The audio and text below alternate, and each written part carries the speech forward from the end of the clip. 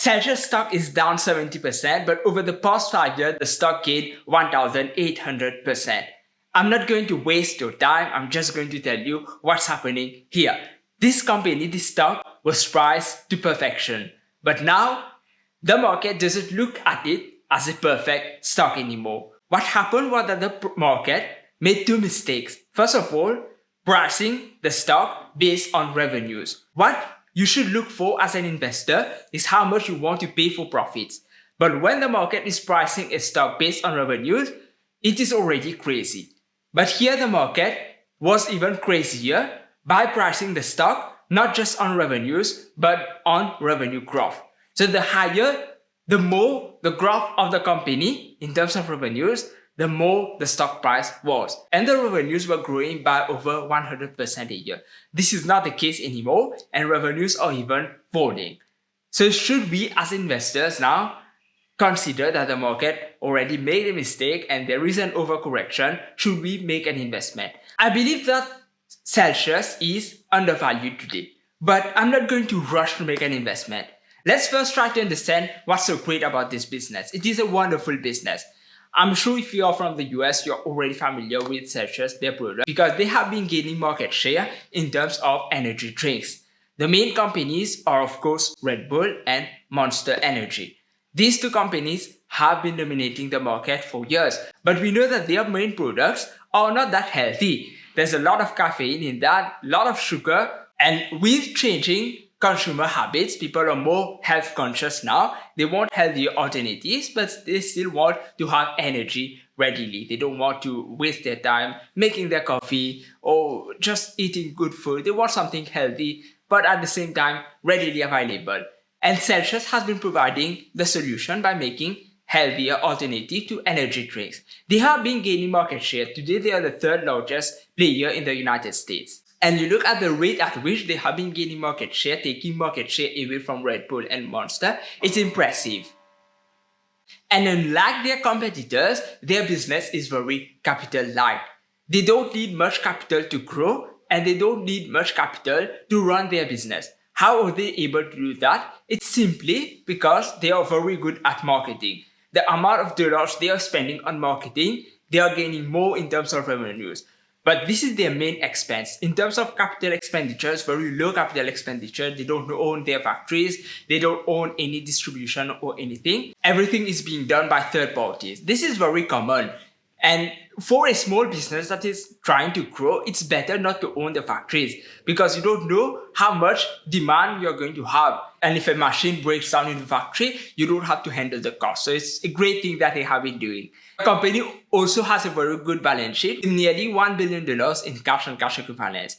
But here we need to acknowledge something. And this is, I believe, the most important catalyst for this stock, for this company today. It's a deal that they have with Pepsi. In 2022, they made a deal with Pepsi that Pepsi was going to buy preferred shares of the company. These are convertibles. Over time, Pepsi is allowed to convert these into common shares. So if we own the company today, we are going to be diluted. The Pepsi invested $550 million in CELH. This is cash. And if you look at the balance sheet today, they did not really use that cash. Usually, if something like that is happening, I should be a little worried. I prefer a company that is generating cash from operations instead of getting paid from another company and not really using that cash. I believe Spotify had such a situation that they raised cash but did not really use it. And as an investor, this is not something positive. You want the company to be using the cash. And I believe that now they can really use that cash to grow internationally because their business so far was limited to mostly the United States. And even though they have not used that cash, the cash has been growing because they are generating cash from operations. And Pepsi has been helping a lot. Pepsi is the second largest food manufacturer in the world, the second largest food company in the world after Nestle, and the largest in the United States, the second largest beverage company in the world after Coca-Cola. So they have been able to leverage the distribution power of Pepsi. Today, they don't handle any distribution in the United States. And hopefully, over the world too, this is going to be the case, handled mostly by Pepsi. They have partners, other partners all around the world, and it's only now that they are trying to enter foreign markets. But in a way, Pepsi has helped the company a little too much. And here we need to understand how revenues are recorded. The revenues that you see on the income statement of CELH, it's not the revenues from the end consumer.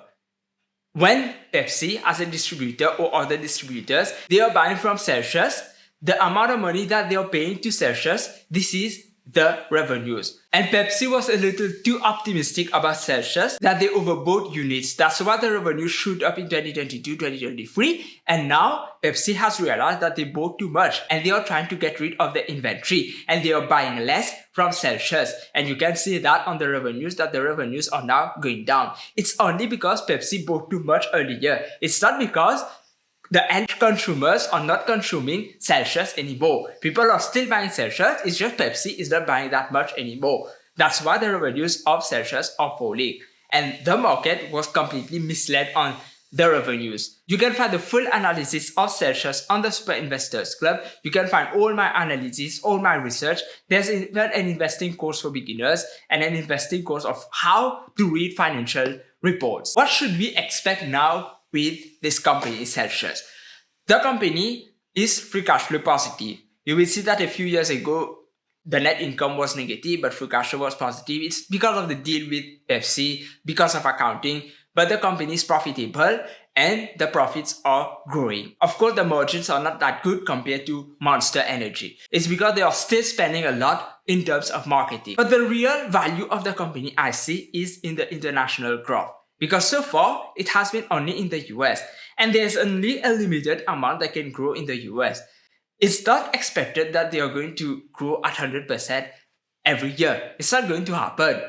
There's a limited amount of market share they can eat from Red Bull and Monster.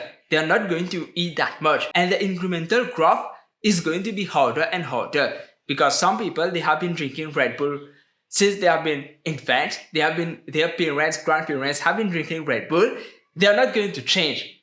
And no matter how much amount of money CELH is going to spend, they are not going to grow that much anymore in the United States. We need to accept that. I'm not saying that growth is going to be zero. It's still going to be here, but not as before.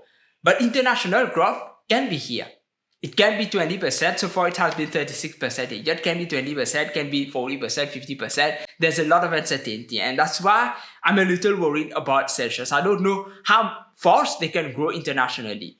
And according to the deal they have with Pepsi, they are going to prioritize Pepsi as a distributor.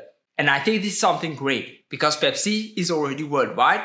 And if they can leverage Pepsi, just like they did in the US, they can grow internationally very easily. And you can be sure that the smaller competitors are not going to have the same opportunities. Given all the uncertainties in terms of growth, because I don't know for sure how fast they can grow and how profitable they are going to be internationally, most of the value is in the growth.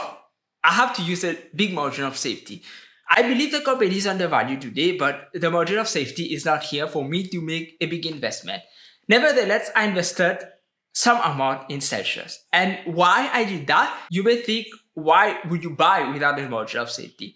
It's just that I want to have a little exposure. I don't know where it's going to go. If you asked me a few weeks ago, the stock price was at the right price for me to buy, but it gained 10% in just a few weeks.